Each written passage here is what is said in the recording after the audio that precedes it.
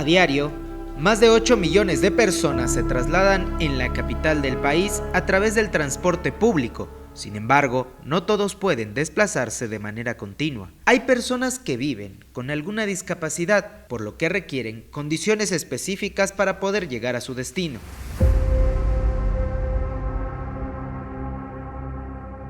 La movilidad accesible es un derecho para garantizar la necesidad de viaje, brindando autonomía y dependencia, sin importar la condición de la persona. Pero ¿qué tan factible es el transporte público para las personas con discapacidad en la Ciudad de México?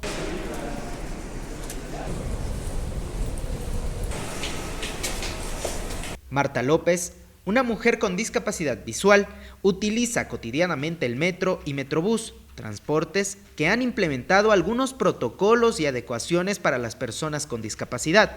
Sin embargo, su trayecto está lleno de obstáculos, impidiéndole tener un viaje seguro.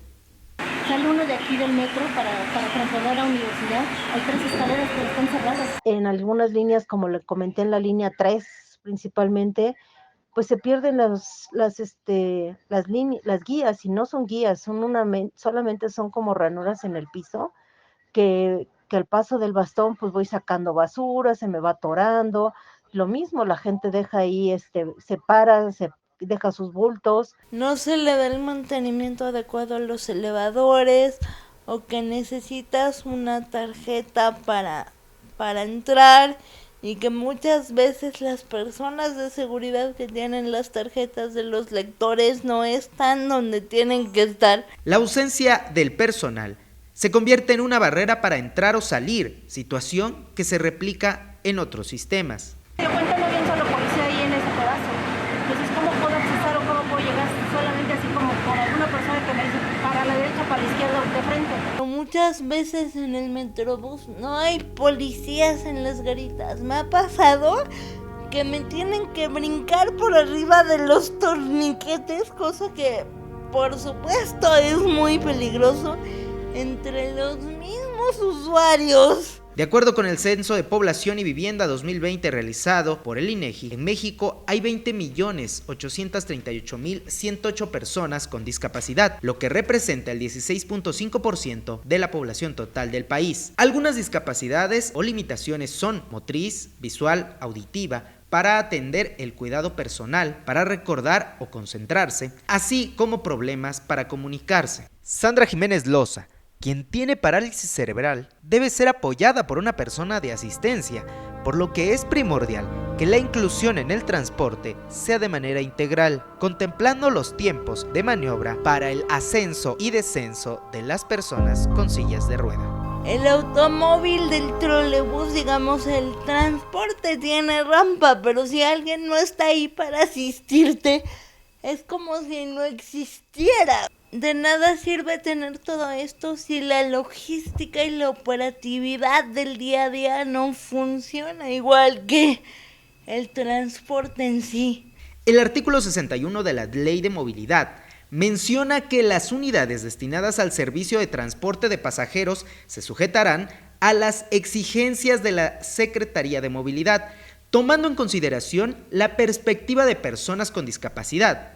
Aunque se han hecho mejoras en los diversos sistemas de transporte colectivo en la Ciudad de México, existen nulas condiciones en otros. El sistema que adolece o que tiene más áreas de oportunidad o que simplemente no ha tenido un interés significativo, pues básicamente son los servicios que se ofertan en microbuses, ¿no? Es principalmente el servicio que es difícil, que cuente con algún tipo de adecuaciones. Y también me atrevería a mencionar una primera generación de estos servicios de microbuses que se transformaron en corredores o empresas de transporte público. Decirte que la primera generación no fue un criterio que se incluyera.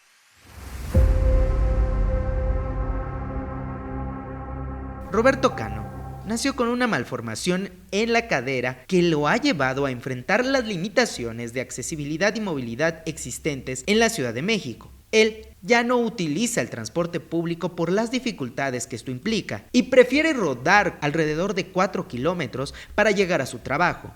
Y antes pues no era tan fácil moverme yo solito, tenía que tener un acompañante porque igual pues la ciudad no es tan accesible y el transporte pues no es tan accesible como igual uno lo quisiera.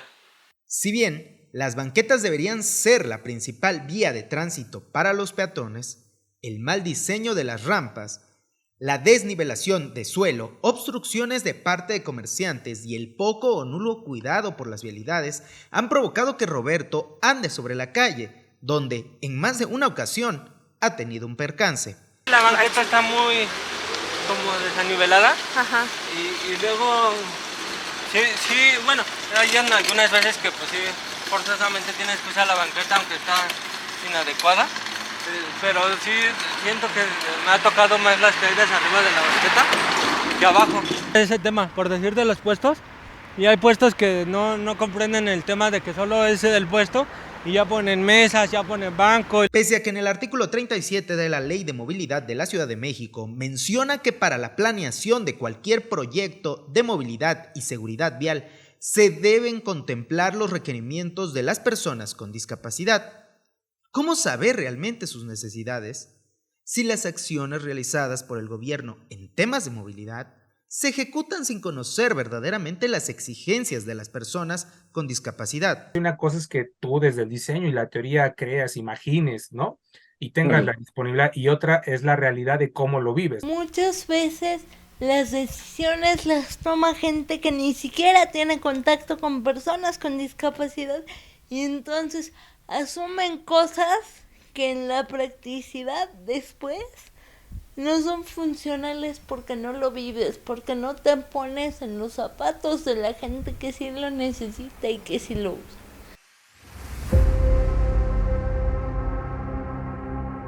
Hay todavía muchos policías, muchos guardias que al darte el paso en los torniquetes a veces luego te jalan del brazo, no hay esa comunicación, siempre tengo que decirle, oiga, disculpe, ¿le puedo tomar el hombro? En algunas otras ocasiones les pido que si me puede apoyar al Metrobús para abordar ahora sí que el camión. Me dice que pues está solo y no puede hacerlo porque tiene que estar ahí al pendiente del torniquete. El Metrobús, si bien se auxilia con los personales de vigilancia para permitir o facilitar el acceso a las instalaciones, pues bueno, no siempre es una atención que se tiene y pues bueno, tampoco es una función específica del personal de vigilancia. La falta de conciencia en la sociedad es otra limitante a la que se enfrentan las personas con discapacidad. Tal es el caso de Roberto, donde los vecinos de su unidad habitacional intentaron retirar las rampas para discapacitados por considerarlas inapropiadas. Hace como 6 meses las quisieron quitar, que supuestamente porque eran inadecuadas y que porque estorbaban, pero yo les dije que no se pueden quitar, pues porque es mi movilidad.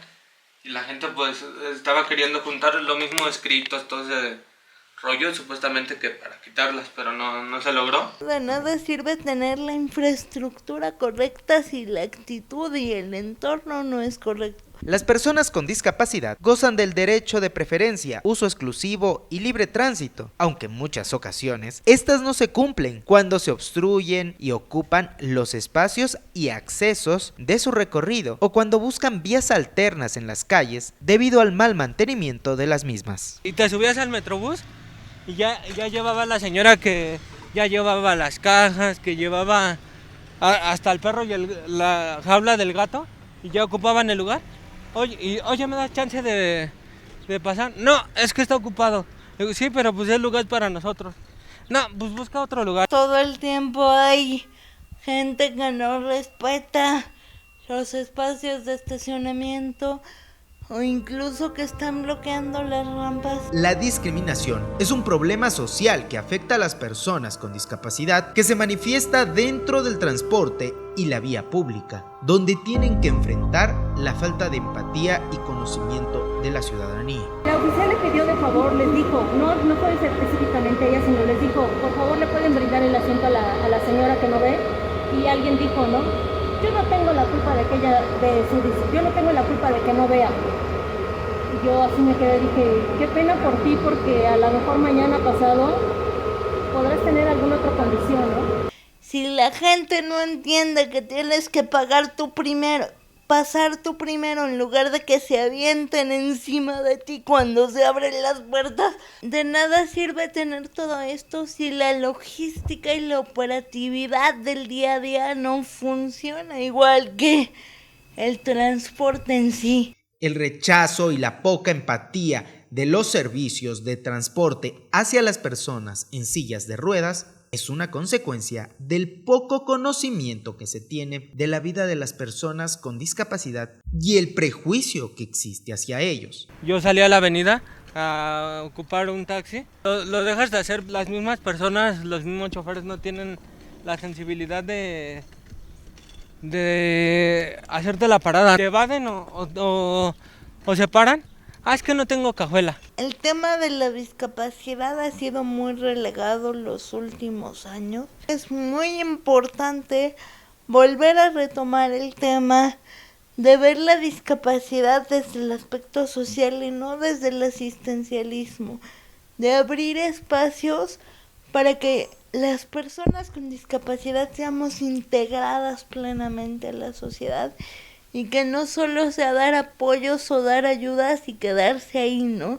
Sino que podamos tener una vida plena.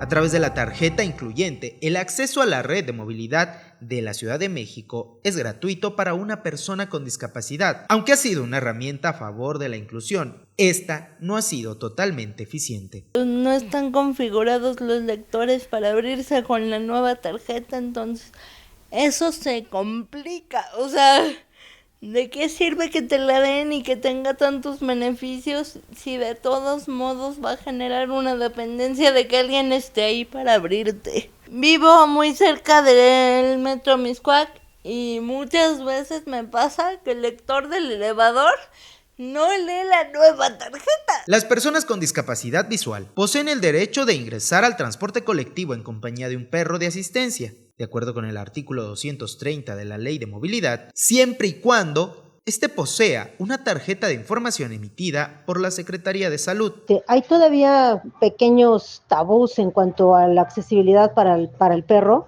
El año pasado una de las chicas metió incluso demanda porque no le habían permitido el acceso con su perro. Para hacer un trámite que te permite accesibilidad, tienes que ir a un espacio donde no es accesible. Evidentemente, la mayoría de las personas con discapacidad no van a poder tener acceso a ese trámite.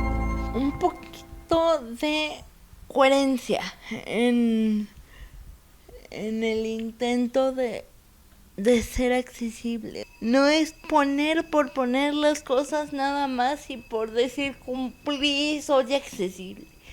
Se trata de asegurar que la infraestructura que existe funcione para las personas que las usamos.